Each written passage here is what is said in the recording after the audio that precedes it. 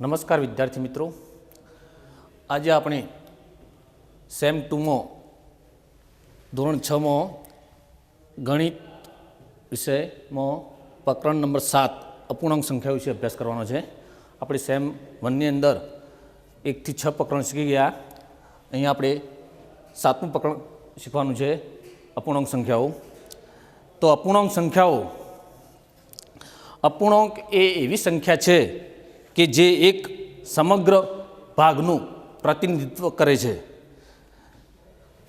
અપૂર્ણાંક એ કોઈ એક વસ્તુનો ભાગ કે કોઈ જથ્થાનો ભાગ હોઈ શકે.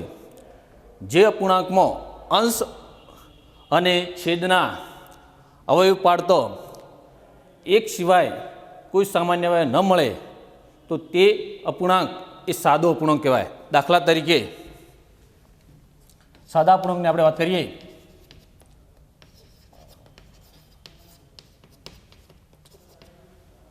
ત્રણ પંચમાંશ લઈએ તો 3/5ના આપણે અવયવ અંશ અને છેદના અવયવ પાડીએ. 3ના અવયવ 3 × 1, 5ના 5 × 1. તો આ અપૂર્ણાંકની અંદર એક સિવાય કોઈ સામાન્ય અવયવ મળતો નથી.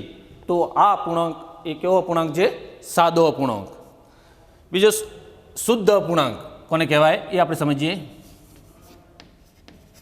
શુદ્ધ અપૂર્ણાંક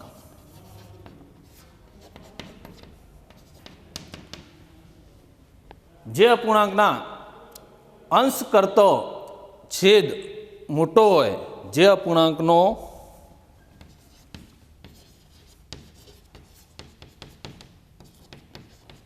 અંશ કરતો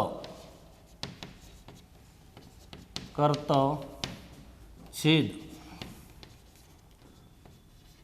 મોટો હોય તેવા અપૂર્ણાંકને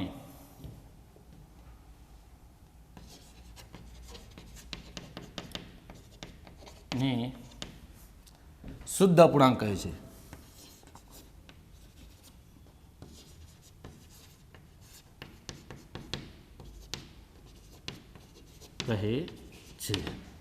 દાખલા તરીકે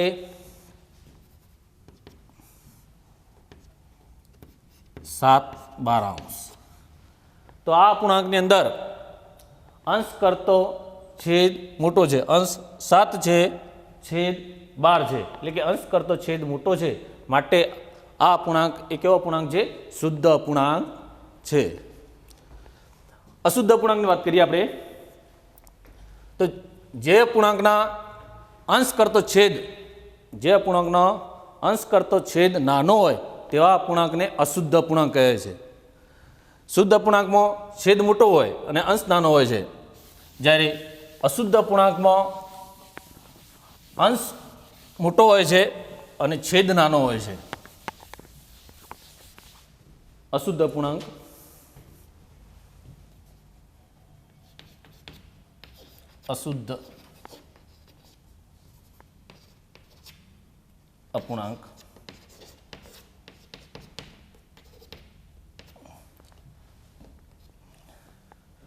દાખલા તરીકે 5/12. તો અહીંયા અંશ કરતો છેદ કેવો છે? નાનો, છેદ નાનો.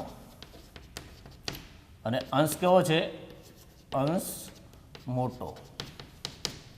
તો જે અપૂર્ણાંકમાં અંશ મોટો હોય અને છેદ નાનો હોય તો તેવા અપૂર્ણાંકને અશુદ્ધ અપૂર્ણાંક કહે છે. એટલે કે અંશ કરતો છેદ નાનો હોય તો તેવા અપૂર્ણાંકને અશુદ્ધ અપૂર્ણાંક કહે છે. અથવા છેદ કરતો અંશ મોટો હોય તો તેવા અપૂર્ણાંકને અશુદ્ધ અપૂર્ણાંક કહે છે. ત્યારબાદ મિશ્ર અપૂર્ણાંક કોને કહેવાય?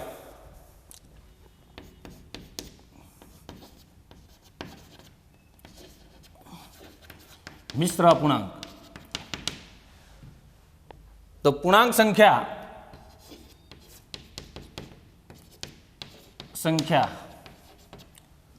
અને અપૂર્ણાંક સંખ્યાના સરવાળાને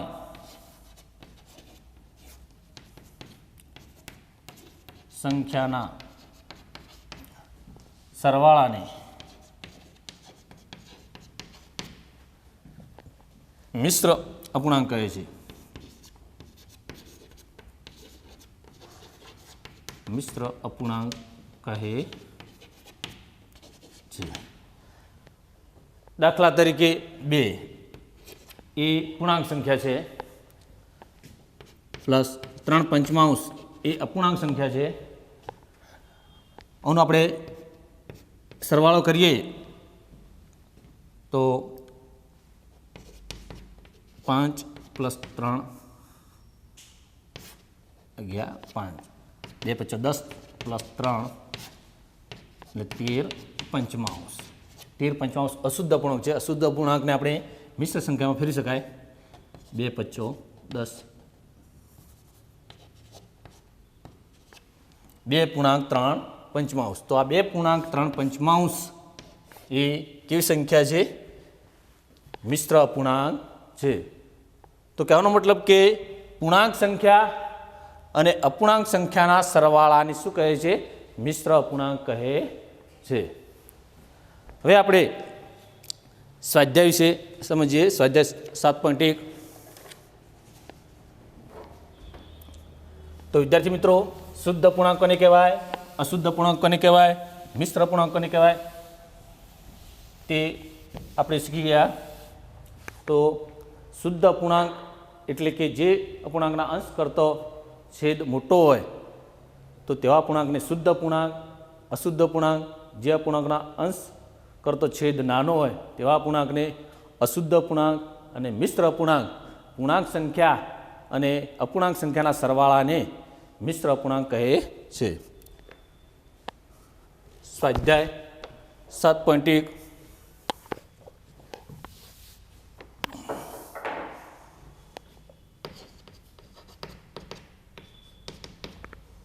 એક્ઝામ્પલ નંબર 1, દાખલા નંબર 1. છાંયાંકિત કરેલ ભાગનો અપૂર્ણાંક લખવાનો છે આપણે. આવી સૂચના છે. છાંયાંકિત કરેલ ભાગનો અપૂર્ણાંક લખો.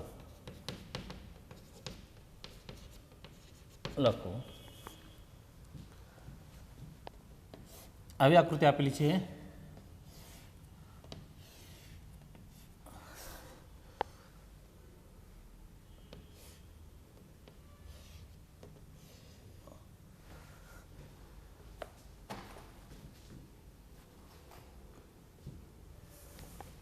આ ભાગ છાંયાંકિત કરેલો છે. આકૃતિમાં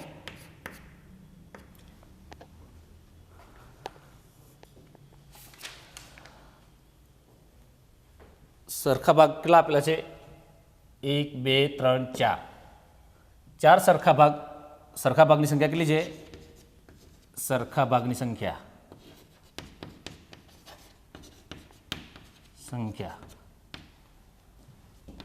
4. છાંયાંકિત ભાગ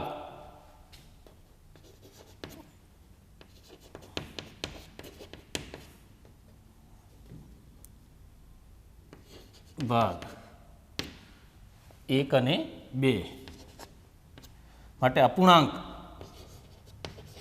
બરાબર એટલે કે માગ્યા મુજબનો ભાગ છાંયાંકિત ભાગ ભાગ્યા સરખા ભાગની સંખ્યા. છાંયાંકિત ભાગની સંખ્યા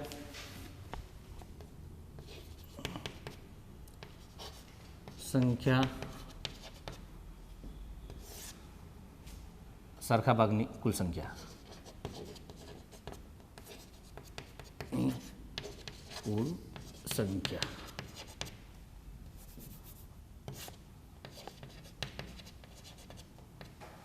તો છાંયાંકિત ભાગની સંખ્યા કેટલી છે? 2 અને સરખા ભાગની સંખ્યા 4. માટે અપૂર્ણાંક કયો બન્યો? 2/4. એ રીતે બીજી આકૃતિ જોઈએ.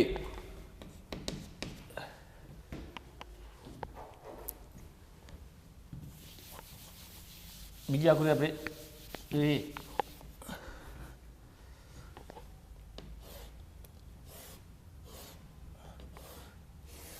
આ આકૃતિની અંદર 9 સરખા ભાગ કરેલા છે.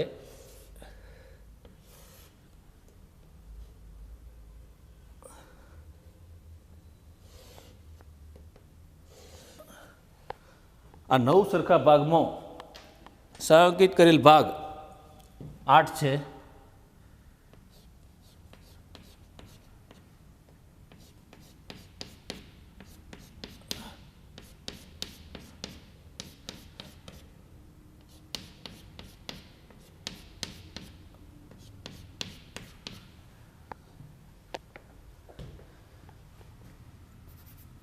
તો સરખા ભાગની સંખ્યા કેટલી છે? સરખા ભાગની સંખ્યા કુલ સંખ્યા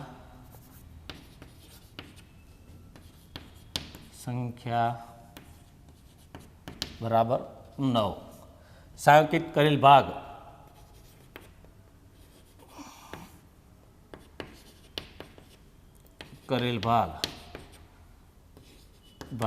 બરાબર કેટલા છે?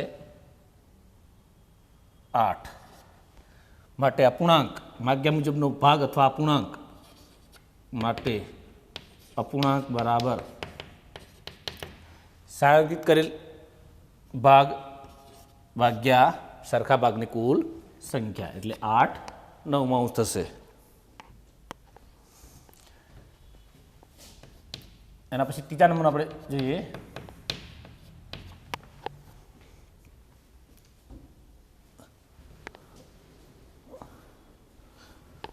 બોક્સ આપેલું છે.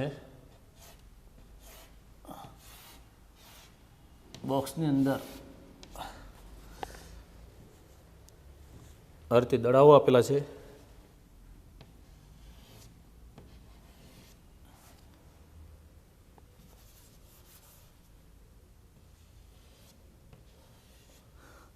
બે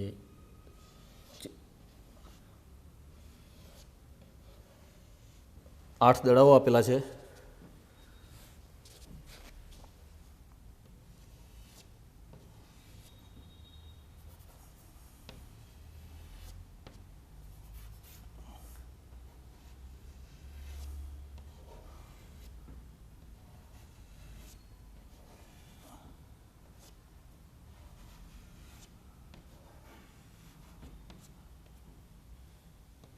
બોક્સ છે.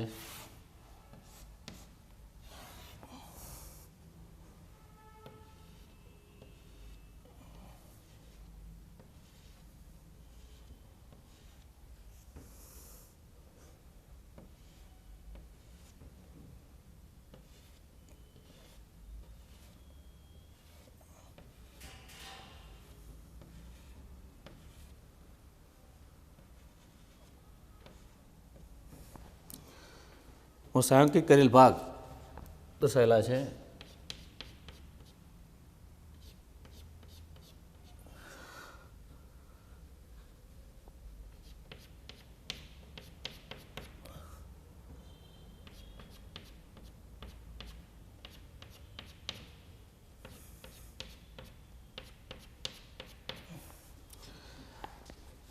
આઠ દડા આપેલા છે. એમાં સંયોજિત કરેલ ભાગ કેટલા છે? 1, 2, 3 ને 4. સરખા ભાગની સંખ્યા કુલ સંખ્યા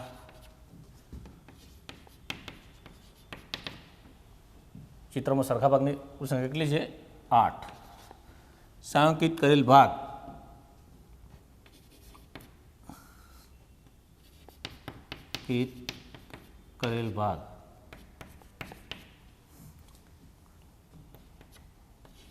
ભાગ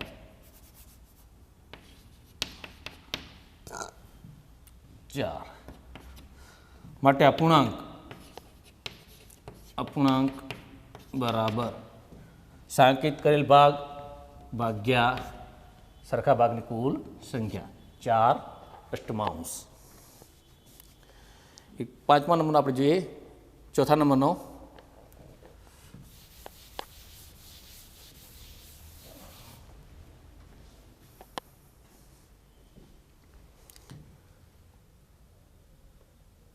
દાખલા નંબર 4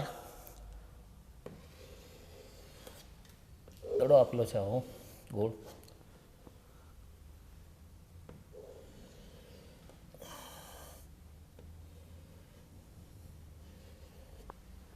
હવે 4 સરખા ભાગ કરેલા છે.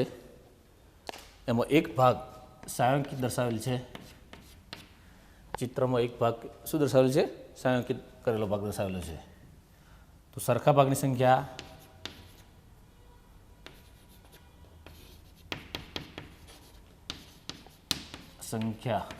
બરાબર 4. છાयांकित ભાગ બરાબર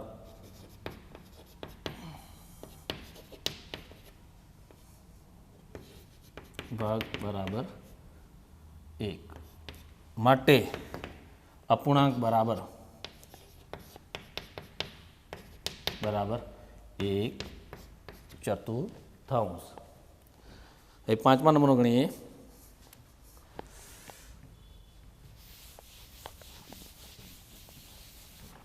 બાકીના આ રીતે તમારે ગણી નાખવાના. 5મા નંબરનો દાખલો.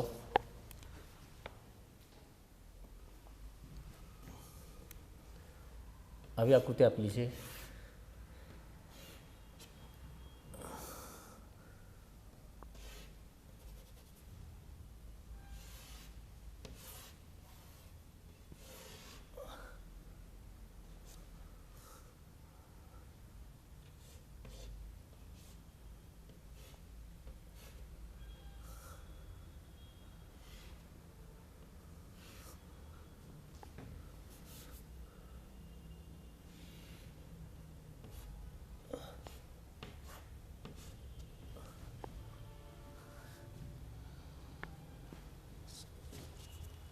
છાयांकित કરેલ ભાગ દર્શાવેલા છે.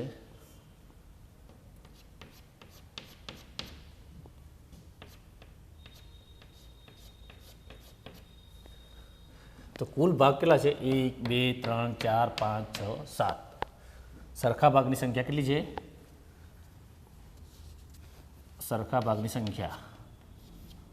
સરખા ભાગની કુલ સંખ્યા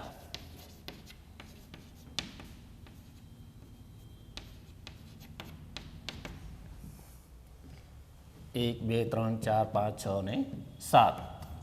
ને છાयांकित કરેલ ભાગ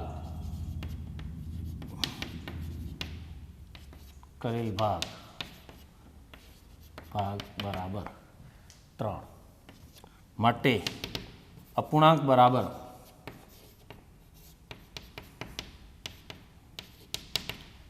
છાयांकित કરેલ ભાગ ભાગ્યા સરખા ભાગની કુલ સંખ્યા. તો 3/7. શું જવાબ આવશે? 3/7. આ રીતે દાખલા નંબર 6 7 8 9 અને 10 ગણી લેવા.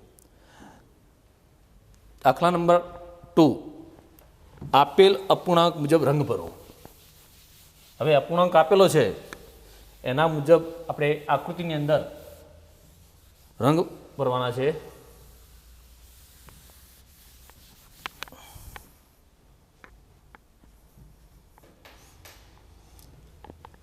આપેલ દાખલા નંબર 2 આપેલ અપૂર્ણાંક મુજબ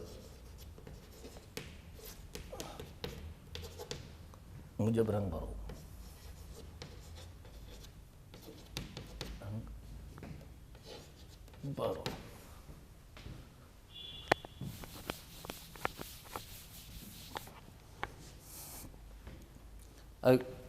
રાઉન્ડમાં આકૃતિ આપેલી છે.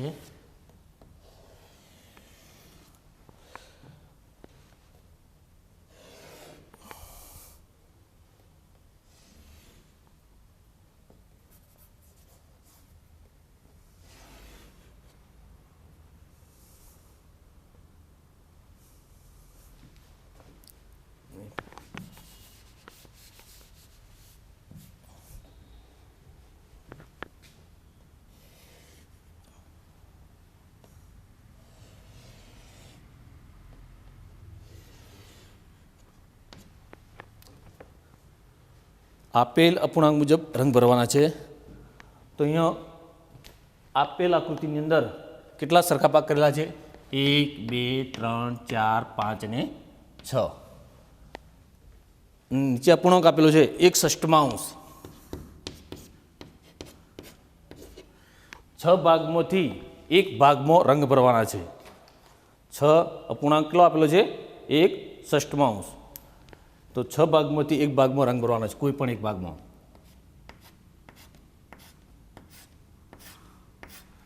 તો આ રીતે 1/6 આકૃતિમાં દર્શાવી શકાય. બીજી આકૃતિ આપણે લઈએ.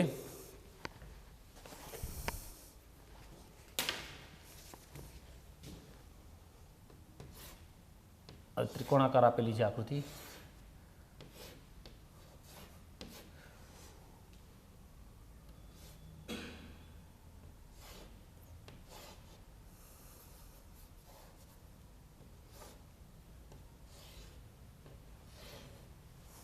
હવે આકૃતિ આપેલી છે ને આ આકૃતિમાં આપણે આના 1/4 ભાગમાં રંગ ભરવાના છે. અહીંયા આકૃતિના કેટલા સરખા ભાગ કરેલા છે? 1 2 3 ને 4. તો 1/4 ભાગમાં રંગ ભરવાના છે. તો કોઈ પણ એક ભાગમાં રંગ ભરી શકાય.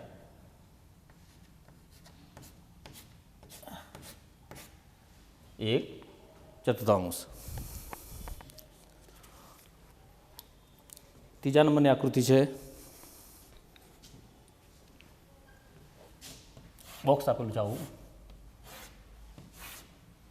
એના 3 સરખા ભાગ કરેલા છે અને આપ્યું છે કે 1/3 ભાગમાં રંગ ભરો. 1/3 ભાગમાં એટલે 3 સરખા ભાગમાંથી એક ભાગમાં આપણે રંગ ભરવાના છે, કોઈ પણ એક ભાગમાં.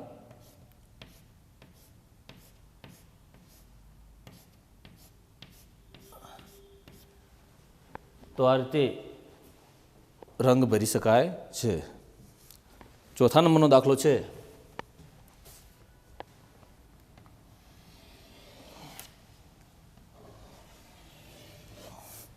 વર્તુળ આપેલું છે.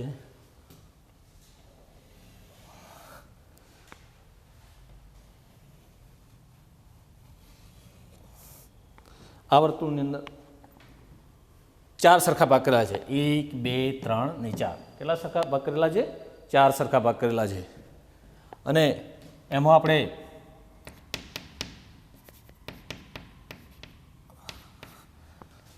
ત્રણ ચતુર્થાંશ ભાગમાં આપણે રંગ ભરવાના છે. એટલે 4 સરખા ભાગમાંથી 3 ભાગમાં રંગ ભરી શકાય. 3 ચતુર્થાંશ એટલે કે 3 ભાગમાં રંગ ભરવાના છે. તો આ રીતે 4 ભાગમાંથી કોઈ પણ 3 ભાગમાં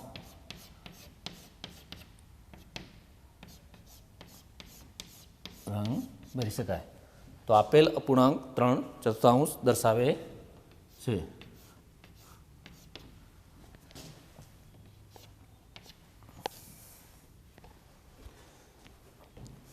તો આ રીતે આપેલ આકૃતિ હોય ને એ અપૂર્ણાંક મુજબ રંગ ભરવાના હોય તો આ રીતે રંગ ભરી શકાય છે.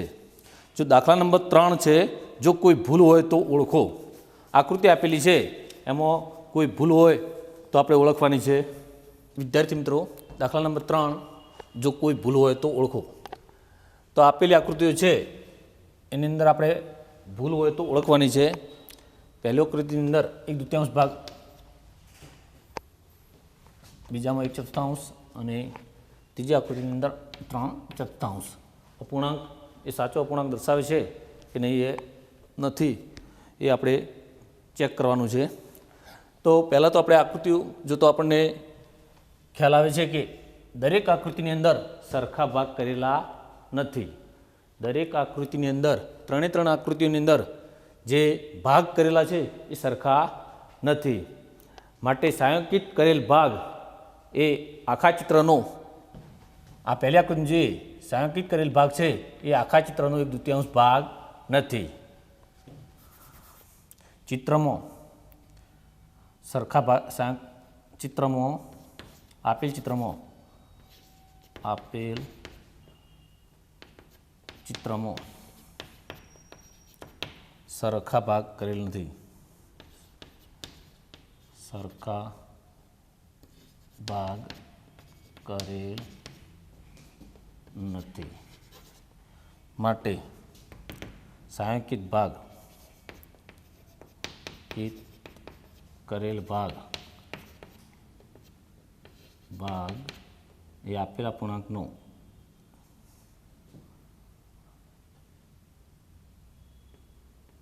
ભાગ એ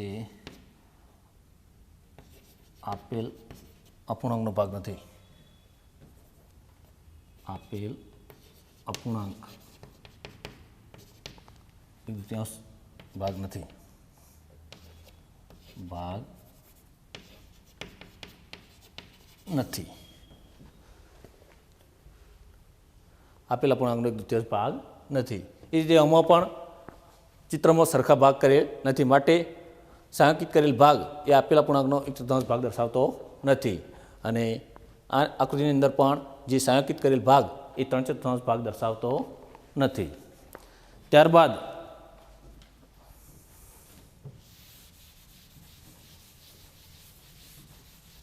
દાખલા નંબર 4 જોઈએ આપણે.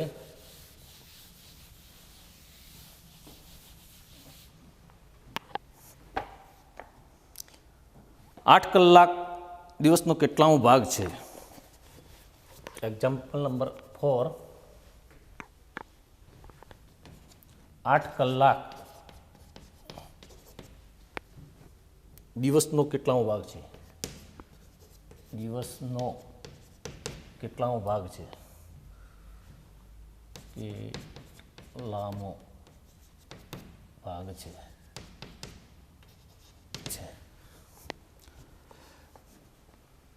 આપણે જાણીએ છીએ કે એક દિવસ બરાબર 24 કલાક.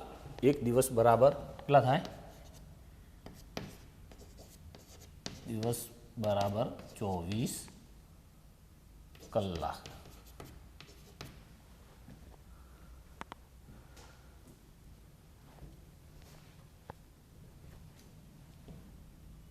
માગ્યા મુજબનો ભાગ બરાબર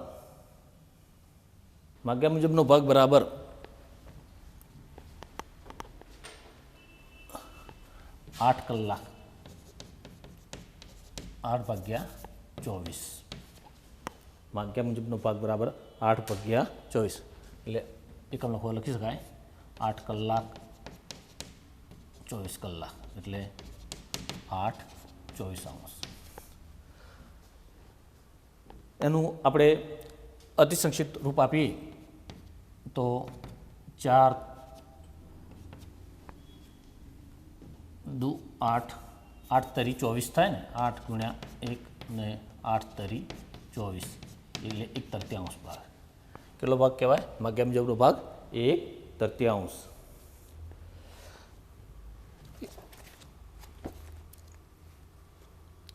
પાંચમા નંબરનો દાખલો જોઈએ તો 40 મિનિટ એ કલાકનો કેટલામો ભાગ છે? 40 મિનિટ એ કલાકનો કેટલામો ભાગ છે?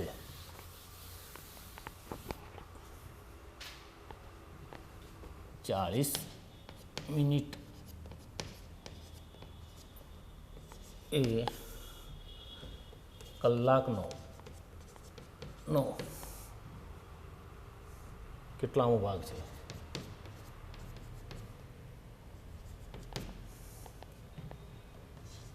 ભાગ છે. તો આપણે જાણીએ છીએ કે 1 કલાક બરાબર કેટલી મિનિટ થાય? વિદ્યાર્થી મિત્રો 60 મિનિટ. 1 કલાક બરાબર 60 મિનિટ.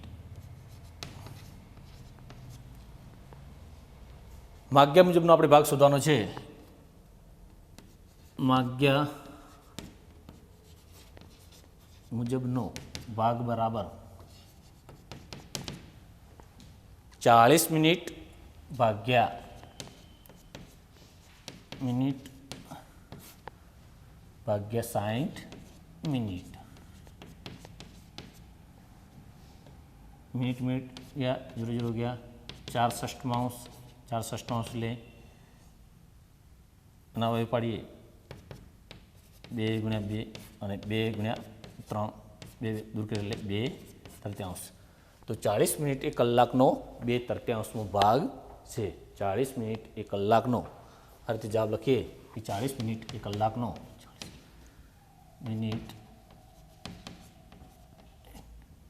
એ કલાકનો નો 2/3 ભાગ છે. ત્યારબાદ દાખલા નંબર 6, આર્યા, અભિમન્યુ અને વિવેક ભોજનના ભાગ પાડે છે.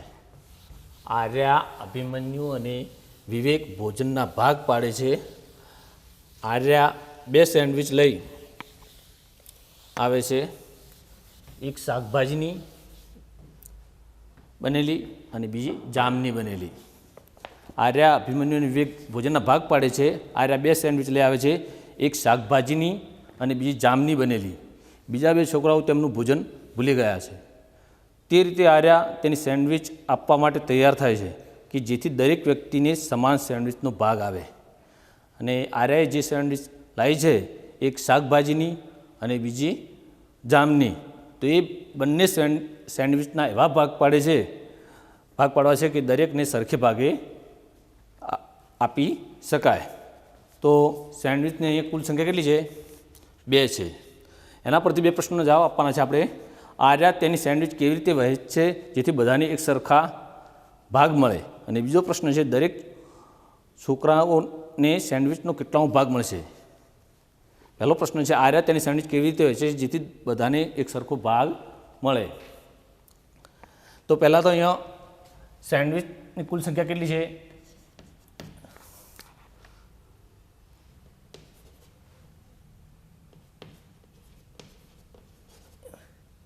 કુલ સંખ્યા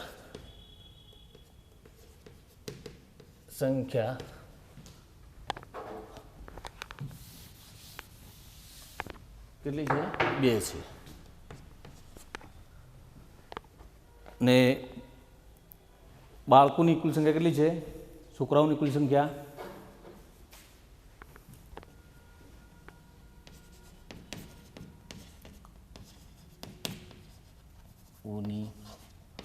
કુલ સંખ્યા 3 છે. છોકરાઓની કુલ સંખ્યા કેટલી છે? 3. આર્યા 2 સેન્ડવિચ 3 છોકરાઓ વચ્ચે વહેંચે છે. આર્યા 2 સેન્ડવિચ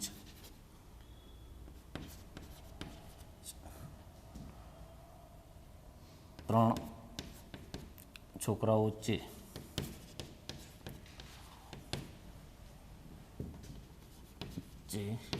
વહેંચે છે. તો કેવી રીતે વહેંચે? દરેક સેન્ડવિચના 3 સરખા ભાગ કરશે. જામની બનેલી સેન્ડવિચ અને શાકભાજીની બનેલી સેન્ડવિચ છે, દરેક સેન્ડવિચના શું કરશે? 3 સરખા પહેલાં ભાગ કરશે. તો દરેક સેન્ડવિચના 3 સરખા ભાગ કરે છે. તે આર્યા દરેક સેન્ડવિચના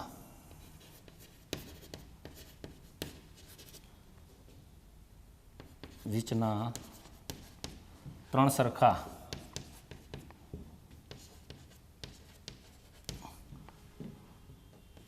ભાગ કરે છે. અને દરેક સેન્ડવિચમાંથી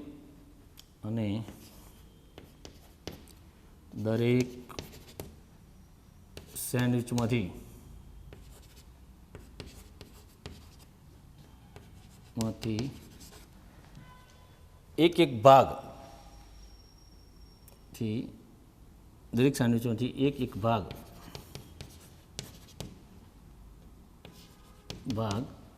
દરેક છોકરાઓને આપે છે. દરેકને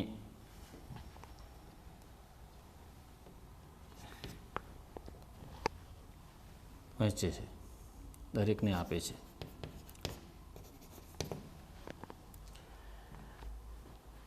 એટલે કે બંને સેન્ડવિચમાંથી એક ભાગ, એટલે કે કુલ ભાગની સંખ્યા કેટલી થઈ? 2. છોકરાઓની સંખ્યા 3 તો છોકરાઓને મળતી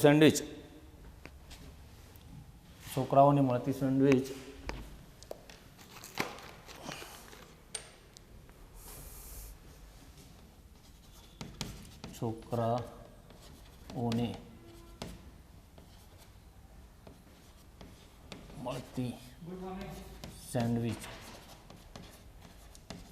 બરાબર 2/3 કેટલી થશે 2/3. હવે બીજો પ્રશ્ન છે દરેક છોકરાને સેન્ડવિચનો કેટલામો ભાગ મળશે તો દરેક છોકરાને સેન્ડવિચનો કેટલામો ભાગ મળશે બીજો પ્રશ્ન છે બી દરેક છોકરાઓને સેન્ડવિચનો